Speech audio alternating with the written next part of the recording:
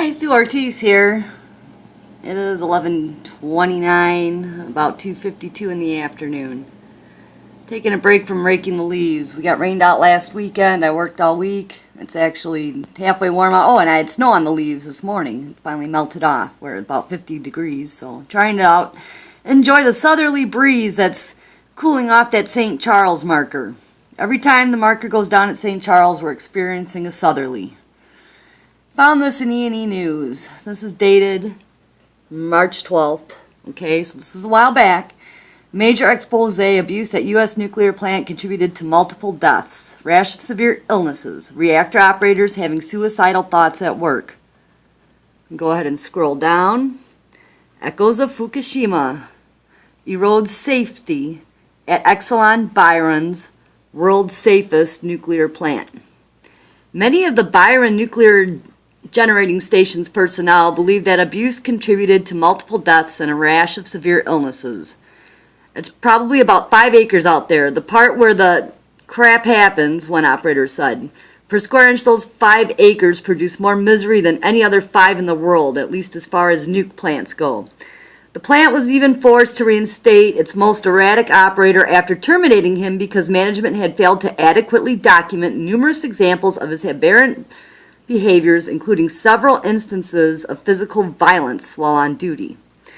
A significant number of operators have entertained suicidal thoughts, often due to workplace stress and often during their shifts while they were operating Byron's nuclear reactors.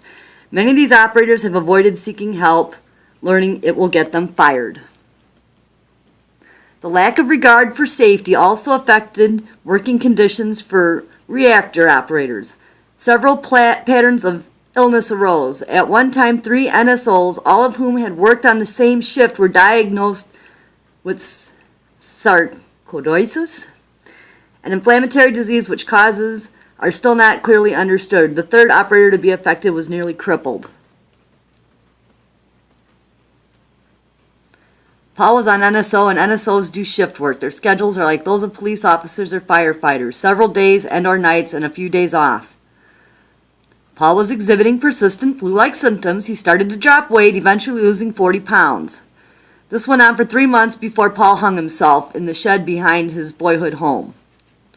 On a night shift shortly before he took his own life, Paul was seen pacing the hallways near his old office, muttering to himself incomprehensibly. Or that someone hung him, you know. So there you go. And there's stuff going back here to 2008.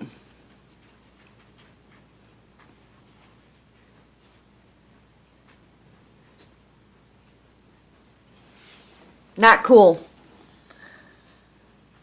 Not cool at all. Needs to be shut down. There's all kinds of ways to make electricity. You can do it with magnets. These nuclear people know this. It's how they cool their reactors. It's very simple. Same idea goes behind a starter or an alternator in a car. You wrap a wire around a magnet, and you cross that wire by 90 degrees with another magnet.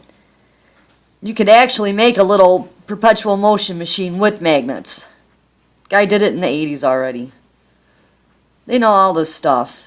Let's shut Byron down. Come on, St. Charles. We got bright people. We got Fermilab. We got all kinds of people in this area. Let's shut Byron down and explore other nuclear, or not nuclear, non-nuclear, sorry.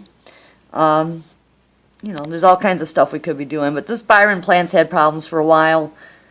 And they did just change the fuel rods. Have a good one.